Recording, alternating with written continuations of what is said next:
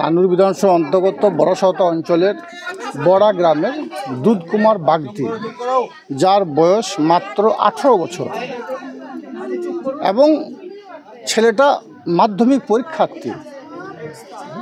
সে বাইরে যাওয়ার কারণ একটাই, আমরা দেখতে পাচ্ছেন পাশেই যে বাড়িটা তৈরি হচ্ছে, এটা বাংলা আবাস যোজনা বাড়ি, আমাদের মাননীয় মুখ্যমন্ত্রী মাননীয় মমতা বন্দ্যোপাধ্যায় দিয়েছেন।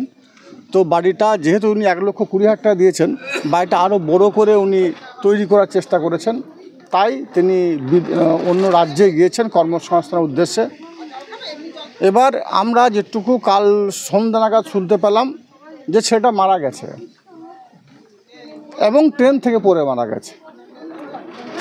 এটাই আমাদের কাছে বিস্ময়, এটাই আমাদের কাছে অবাক হওয়ার কারণ যে যুক্তরাষ্ট্র পরিকাঠামো অনুযায়ী একটা রাজ্যের মানুষ আর একটা রাজ্যে যেতে পারে কর্মসংস্থানের উদ্দেশ্যে, এটাই সংবিধান স্বীকৃত।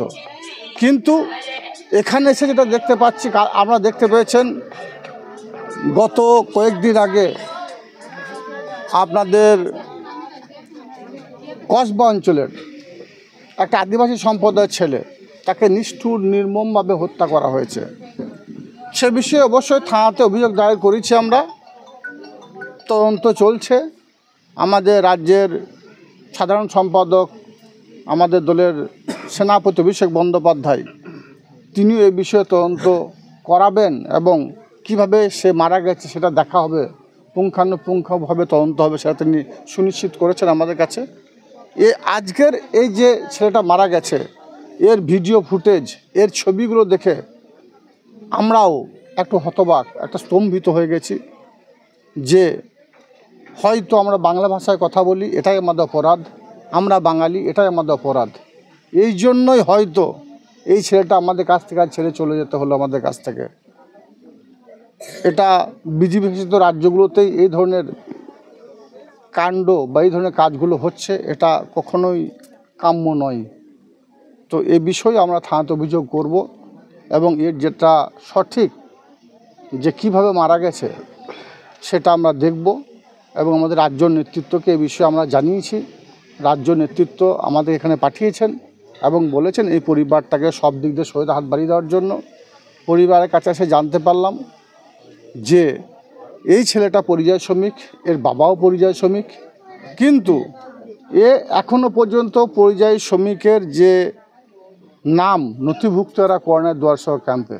আপনাদের মাধ্যমে আমি বারবার বলেছি এবং আমরা অনেক জায়গায় দেখেছি, এখনও পর্যন্ত মানুষ সচেতন নয়।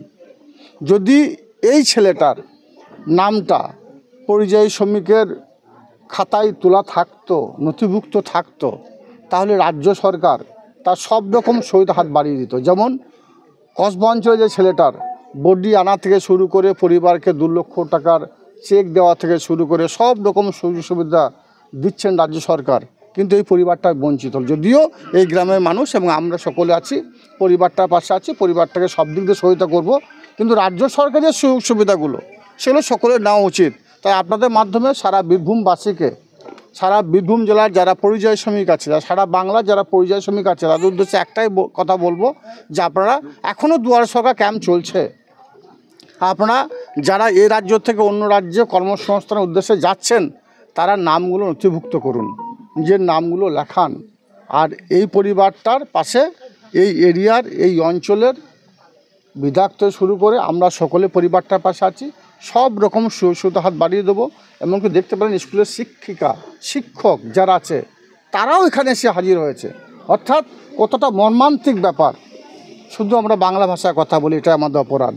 দাদা, বারবার দেখা যাচ্ছে পরিযায়ী শ্রমিকের মৃত্যু হচ্ছে বিভিন্ন জায়গায়, বিভিন্ন কারণে। বিভিন্ন জায়গায় নয়, বিজেপি শাসিত রাজ্যগুলোতে তারা বাংলাকে অবহেলা করেছে, বাংলাকে অবজ্ঞা করেছে, বাংলাকে অপমান করছে, বাংলাকে পিছিয়ে দিতে চাইছে।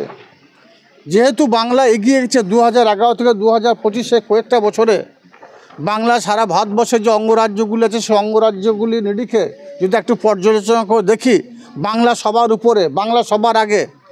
তাই বাংলাকে পিছিয়ে দেওয়ার এই যে পরিকল্পনা, যে চক্রান্ত, আমরা দেখেছেন নোটবন্দির সময় মানুষ লাইনে দাঁড়িয়ে তাদের টাকা জমা করেছে, গচ্ছিত সম্পদগুলোকে নিয়ে গেছে এবং হাজার হাজার মানুষ মারা গেছে। আপনারা দেখেছেন যখন মোদী সরকার ক্ষমতায় এলো কেন্দ্রে, তখন তিনি কি বলেছিলেন? তিনি বলেছিলেন যে জিরো ব্যালেন্সের অ্যাকাউন্ট খুললো, প্রত্যেককে অ্যাকাউন্টে 25 লক্ষ টাকা করে দেওয়া হবে। মানুষ লাইনে দাঁড়িয়ে অ্যাকাউন্ট খোলার চক্করে অ্যাকাউন্ট খোলার জন্য হাজার হাজার মানুষ মারা গেছে।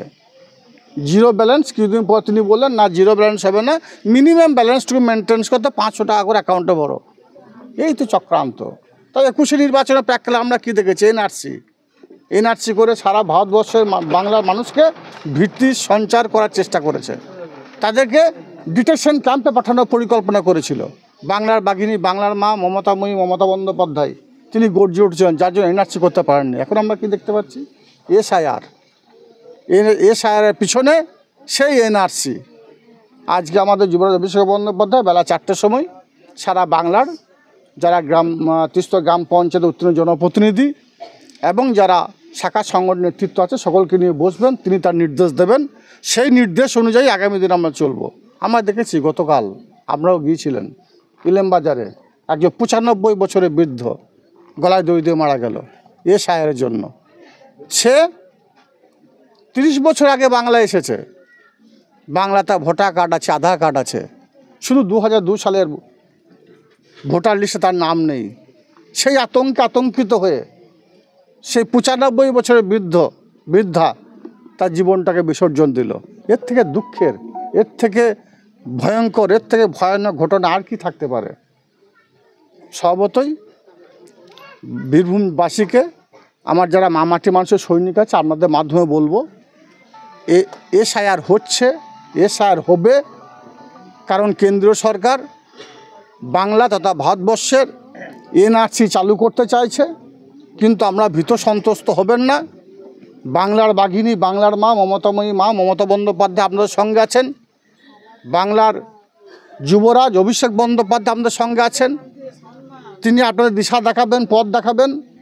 তাছাড়াও বীরভূম জেলার বিভিন্ন প্রান্তে যারা ভারতবর্ষের নাগরিক আছেন তাদের উদ্দেশ্যে বীরভূম জেলার সভাধিপতি হিসাবে একটাই বার্তা দেবো, আপনারা নিশ্চিন্তে থাকুন।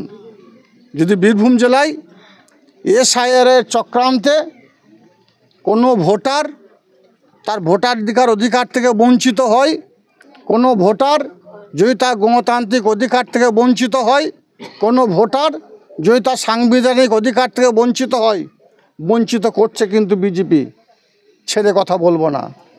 বিগত দিনে যেভাবে বামফ্রন্টকে এই নানুর তথা বীরভূম থেকে উৎখাত করেছি, আগামী দিনেও সেই সংগ্রাম হিন্দু মুসলমান শিখ খ্রিস্টান ইসাই সমস্ত সম্পদের মানুষকে সঙ্গে নিয়ে সেই লড়াই কিন্তু আবার চলবে। তোমাদের বাংলা নয়, বীরভূম নয়, গুজরাটে পাঠিয়ে ছাড়বো, অপেক্ষা করো।